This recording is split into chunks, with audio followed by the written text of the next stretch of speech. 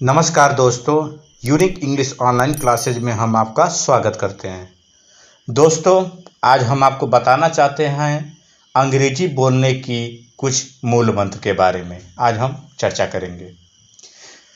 दोस्तों, आज के दौर में इंग्लिश सिर्फ भाषा ही नहीं, उससे कुछ बढ़कर है। ऐसा नहीं है कि इंग्लिश आपकी योग्यता या इंटेलिजेंस का कोई पैमाना है, लेकिन फिर भी इंटरनेशनल लैंग्वेज होने की वजह से इसका महत्व अपने आप बढ़ जाता है। गांव हो या शहर, आज हर कोई चाहता है कि वो अच्छी इंग्लिश बोले। अगर कोई इंसान आपसे कम इंटेलिजेंट है या कम टैलेंटेड है लेकिन इंग्लिश बोलना जानता है तो वह दूसरों की नज़रों में आपसे ज़्यादा टैलेंटेड दिखाई देता है। यह पैमाना कहीं से भी सही नहीं है, लेकिन यह इस समय की एक कड़वी सच्चाई है। स्कूल चाहे गवर्नमेंट हो या प्राइवेट, इंग्लिश तो सभी को पढ़ाई जाती है, लेकिन फिर भी गवर्नमेंट स्कूल से पढ़े बच्चे इस मामले में थोड़ा पीछे रह जाते हैं। इसका कारण सिंपल सा है, सही माहौल न मिल पाना। ऐसा नहीं है कि वे इंग्लिश समझ नहीं पाते हैं या फिर उन्हें इंग्लिश बिल्कुल नहीं आती है, लेकिन दिक्कत होती है सिर्फ दूसरों के साथ इंग्लिश में बात करने की।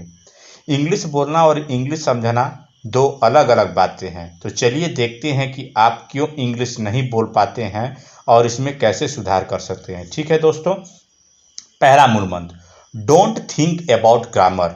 मतलब आप कभी भी अंग्रेजी अगर आप बोलना चाह रहे हैं और स्टार्ट कर रहे हैं, ठीक है, कोई बात को आप कहना चाहते हैं, वार्तालाप करना चाहते हैं, तो आप ग्रामर पे एकदम मत ध्यान दीजिए। ठीक है, ज़्यादातर लोग जिनकी पहली भाषा हिंदी या कोई दूसरी है और वे इंग्लिश में बात करना सीखना चाहते हैं, लेकिन कोशिशों के बाद भी ठीक से सफल नहीं हो पाते हैं। ऐसा क्यों जानते हैं?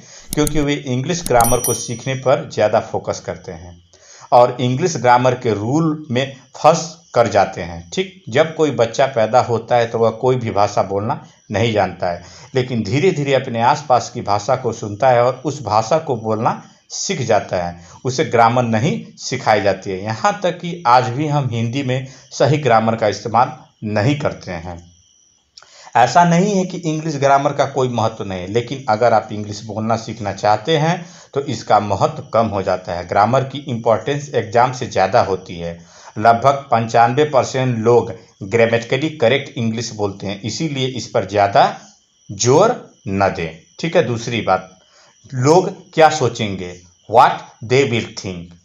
बहुत से लोग इस बात से डर के या शर्म की वजह से दूसरों के साथ इसलिए इंग्लिश में बात नहीं करते हैं क्योंकि उन्हें लगता है कि अगर कोई अंग्रेजी की लाइन अगर हम गलत बोल देते हैं या ग्रामर का सही नहीं यूज करते हैं तो कोई गलत वर्ड बोल दिया जाए तो लोग उनका मजाक उड़ाएंगे। लेकिन असली में ऐसा नहीं होता है।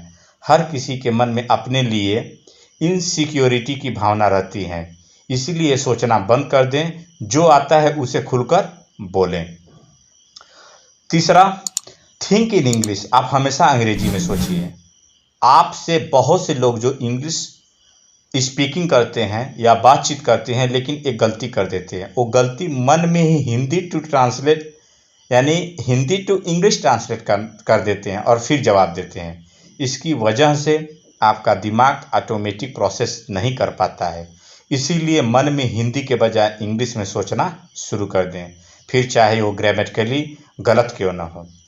शुरुआत में यह काम थोड़ा बोर सा मुश्किल भी लग सकता है, लेकिन धीरे धीरे आपका दिमाग इसे एक आदत की तरह लेने लगेगा और एक समय ऐसा आएगा जब हिंदी की तरह इंग्लिश में भी जवाब ऑटोमेटिकली आएगा।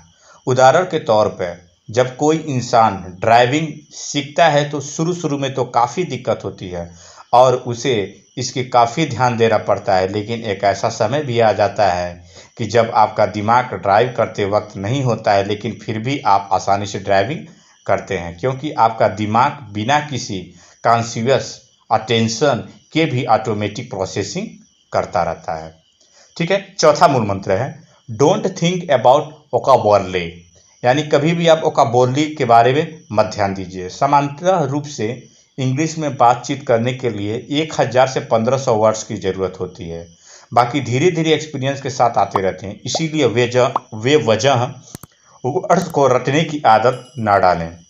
हाँ, अगर आप किसी कम्पिटिटिव या कम्पिटिटिव एग्ज़ाम की तैयारी कर रहे हैं तो अलग बात है, इससे आपको वोकाबुलरी की ज़रूरत पड़ती है। लेकिन अगर आपका मोटिव इंग्लिश बोलना, इंग्लिश आपका मोटिव है तो इस पर आप ध्यान न दें। ठीक है। पाँचवा, मूवी, सीरियल, कमेंट्री और मैगजीन।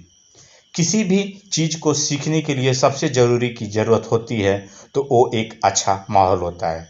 कई लोग इस बात का भी रोना रोते हैं कि उन्हें अंग्रेजी भाषा को सीखने का माहौल नहीं मिल पाया। अगर माहौल नहीं मिल पाया तो वो आपकी किस्मत है, लेकिन उस माहौल को बनाने की कोशिश ना करें, आपकी बेवकूफ़ी है हमारे हिसाब से। माहौल यानी कि एक इन्वायरमेंट में वो सभी चीज़ें आ जाती हैं जो आपको कुछ सिखाने में मदद करें। अगर अच्छी तरह से इंग्लिश में बात करना चाहते हैं या सीखना चाहते हैं तो फिर कुछ समय के लिए इंग्लिश से ही फिल्में देखना, टीवी सीरियल, न्यूज़ देखना शुरू कर दें। इसके साथ इंग्लिश में ही न्यूज़पेपर और मैगजीन पढ़ना स्टार्ट कर दें।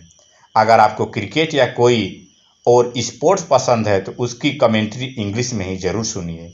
इसी का माहौल करते रहिए जो आपको खुद बन जाएंगे और आप स्टार्टिंग में थोड़ा बोर लेंगे लेकिन बीच बीच में छोड़े ना। 2 से 3 महीने तक लगातार करें, प्रोग्रेस आपका खुद का खुद दिखाई देगा। छठवां, talk talk talk and talk. जितना हो सके इंग्लिश में बातें करें। अगर आपको शर्म महसूस होती है तो आप उनसे भी बात कर सकते हैं जिन्हें बिल्कुल इंग्लिश नहीं आती है।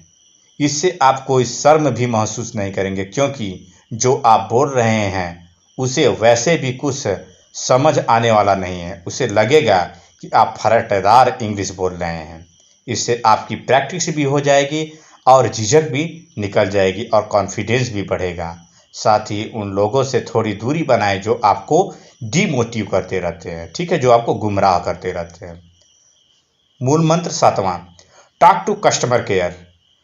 ये कि फनी है लेकिन यूजफुल आइडिया है। ठीक है। तरह तरह के कस्टमर केयर के टोल फ्री नंबर की एक लिस्ट बना सकते हैं और उनसे इंग्लिश में बात करते रहिए। न ही वो आपकी कोई कमी निकालेंगे और न ही आपका फ़ोन काटेंगे। इससे आपका कॉन्फिडेंस डे बाय डे बढ़ेगा। आठवां, don't be afraid to make mistakes.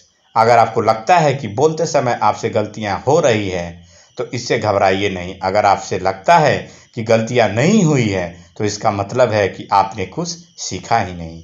इसीलिए अंग्रेजी में बातचीत करते समय यह मत सोचो कि आपने सही टेंस का यूज किया है या नहीं, वर्ड गलत तो नहीं बोल दिया, etc। ये सब चीज़ें टाइम के साथ अपने आप सुधर जाएगी। और नौवां, लास्ट में, डोंट बी परफेक्शनिस्ट। अंत में इस बात का ध्यान रखें कि शुरुआत से ही परफेक्शनिस्ट बनने की कोशिश न करें।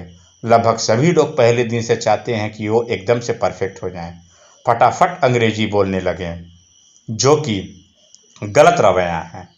पहले मैच से सचिन तेंदुलकर भी महान नहीं बने और शुरुआत से अमिताभ बच्चन भी फेमस नहीं हुए। शुरुआत से एकदम सही और फटाफट इंग्लिश बोलने के चक्कर में लोग हबड़ा जाते हैं और कुछ नहीं बोल पाते हैं और फिर खुद पर शर्म महसूस करते हैं। इसीलिए आराम आराम से बोलें। यह मैटर नहीं करता है कि आप कितनी जल्दी कुछ बोल रहे हैं, मायने ये रहता है कि आप अपनी बात कितने अच्छे से समझा रहे हैं। जहाँ तक स्पीड की बात है वो समय के साथ खुद व खुद बढ़ जाएगी। और अंत में एक बात हमेशा याद रखें, संयम के बिना साधना संभव नहीं होता है। किसी भी काम को सीखने से कुछ समय तो लगता है, इसीलिए लगातार 5 से 6 महीने इंग्लिश बोलने की कोशिश करें। इसके बाद इंग्लिश स्पीकिंग आपके रूटीन का ऑटोमेटिक पार्ट बन जाएगा। और दोस्तों, लास्ट में अब हम अपनी बातों को विराम देना चाहते हैं और लास्ट में कहना चाहते हैं कि जो हमारे चैनल को सब्सक्राइब किए हैं हम उनको दिल से धन्यवाद देते हैं और बहुत हमको खुशी हो रही है कि हमारे चैनल को सपोर्ट मिल रहा है। और जो भी हम वीडियो बना रहे हैं, ठीक है, basic grammar to advance level हम प्रयास कर रहे हैं, काफ़ी मेहनत कर रहे हैं। बस आप लोगों का सपोर्ट यही है कि वीडियो को लाइक करिए, साथ में सब्सक्राइब करिए और देखिए कोई भी कमी हो कमेंट करना न भूलिए। ठीक है। जय हिंद, जय भारत।